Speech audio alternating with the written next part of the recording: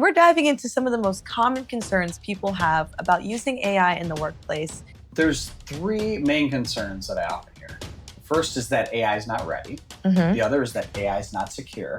And the third is that AI is going to take people's jobs. Yeah, I have definitely heard about some of those concerns. They seem pretty serious.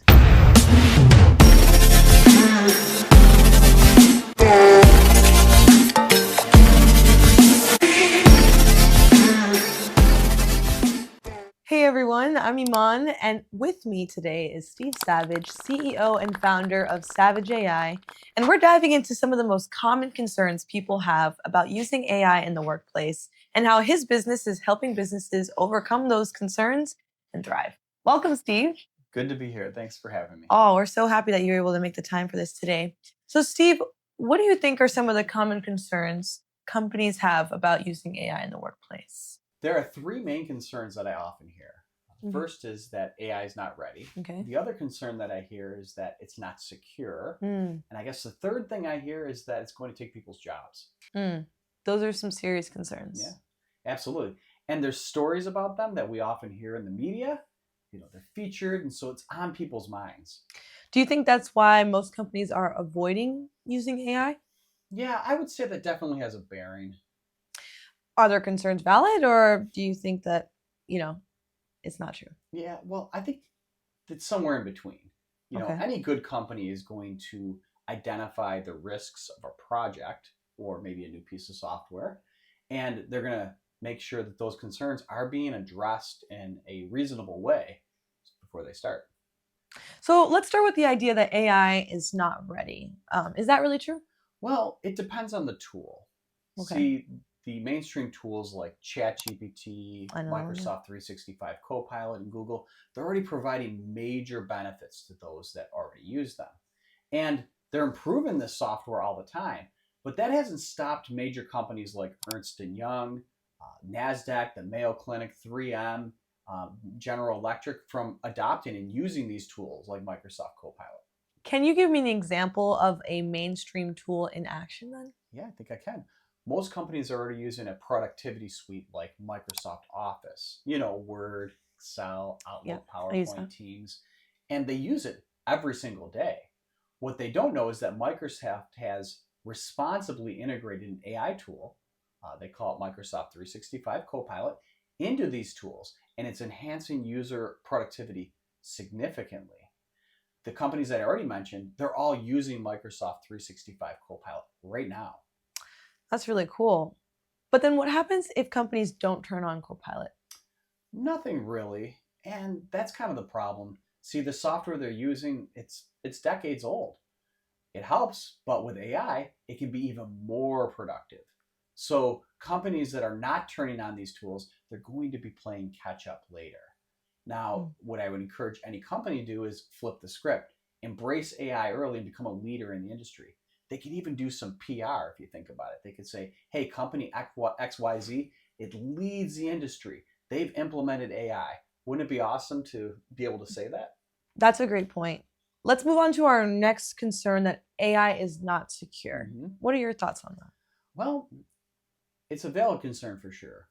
But if we think about it, do we really think that companies that we already trust with our data, like Microsoft, would really mess with something dangerous to their business and your business? The fact is, when companies ban AI or don't address it, they actually create a situation where the very thing they're worried about, security, is actually exasperated.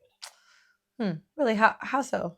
Well, studies have shown that employees not only want to use AI, but they're often already using AI at work. So that's what's happening is employees may be paying for a tool like ChatGPT on their own. And then what they're doing is they're taking company data, they're putting it into their personal device, right? And they've actually created the exact situation that they didn't want.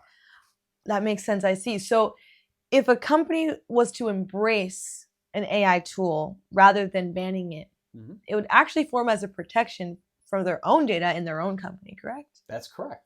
See, you can't have people just running ahead of the company. Having an AI implementation plan as a company encourages teamwork towards a common goal. Yeah, it seems like all companies should really be using this. Yeah, they should.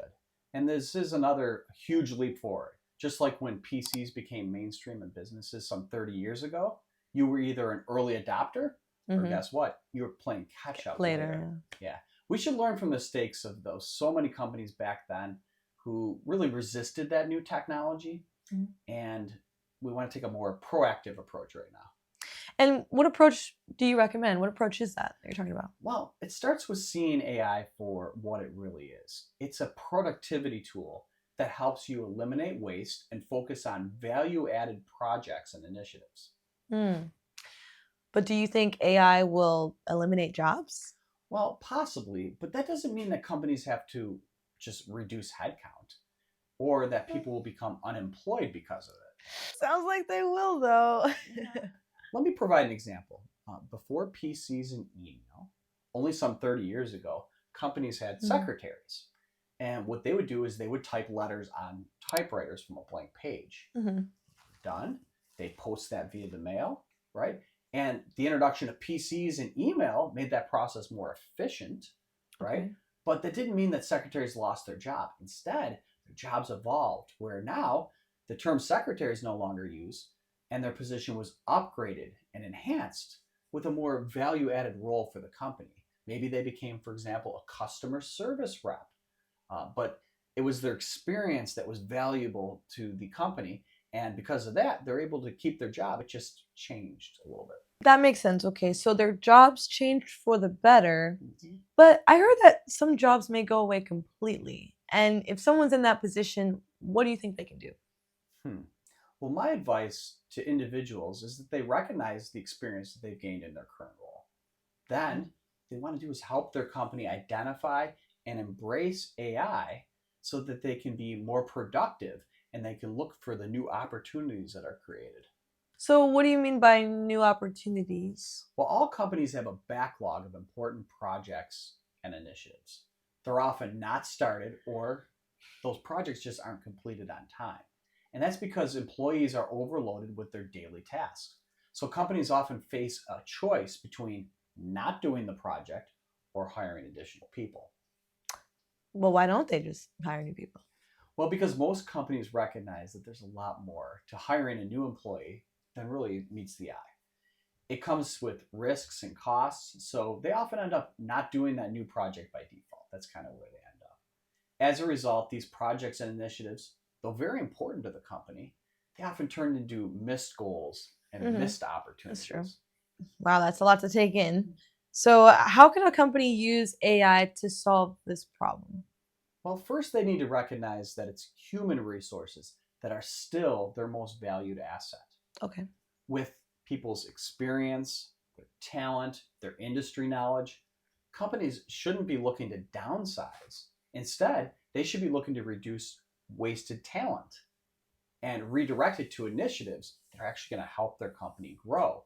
And AI can help with that. So, in a very practical way, how would a company, for example, implement a tool like Microsoft Copilot? You talked about that earlier. Yeah. Do they just like turn it on and hope people use it? Yeah. Well, some companies have done that, but they often don't see the desired results. Why not? Seems pretty self-explanatory. You type in a little box, it answers the question. Yeah. It's pretty easy. Well, like most IT initiatives, you can't forget about your most valuable resource. And we talked about that. That's your people. Yeah. Mm-hmm. Now, for decades, it's been understood that only a small percentage of users actually adopt new tech, like AI, without training. This is known as the technology adoption curve. It's actually written about back in the 60s, and it still holds true today. But when we upskill our employees, we give them training. What it does is it demonstrates our investment in our people. See, you provide them with the new skills they want. They feel your commitment to them, and they reciprocate it with commitment to using that new software. Their fears are actually alleviated as well as they start to use AI in their role. And what happens is your adoption rate goes from 16% to upwards of 84%, pretty much right away. And I'm guessing that's where your company comes in, right? Savage AI. That is correct. See, we have classes for 3 key audiences that are important to any implementation of any new tech. See, we have classes for business leaders because they need to be able to properly lead the initiative, to talk intelligently about it. We have classes for IT teams so that they can implement the tools in a way that actually enhances business operations. Hmm. That's what we all want. And then, of course, there's the end user training. And what's neat about this end user training is it actually helps them understand how to use these AI tools to be more productive every single day. We have live instructor led classes. That's what we do.